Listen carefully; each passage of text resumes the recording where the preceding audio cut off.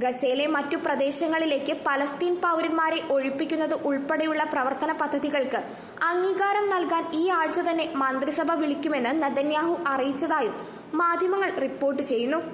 റഫയുടെ പ്രവർത്തന പദ്ധതിയും യുദ്ധമേഖലകളിൽ നിന്ന് പൗരന്മാരെ ഒഴിപ്പിക്കാനുള്ള പദ്ധതിയും ഇസ്രായേലി സൈന്യം യുദ്ധ ക്യാബിനറ്റിൽ അവതരിപ്പിച്ചതായി നെതന്യാഹുവിന്റെ ഓഫീസ് അറിയിച്ചു. കൂടാതെ ഗസയിലേക്കുള്ള മാനുഷിക സഹായം സുരക്ഷിതമായി എത്തിക്കുന്നതിനുള്ള നിർദ്ദേശങ്ങൾക്ക് യുദ്ധ ക്യാബിനറ്റ് അംഗീകാരം നൽകിയതായും ഓഫീസ് അറിയിച്ചു.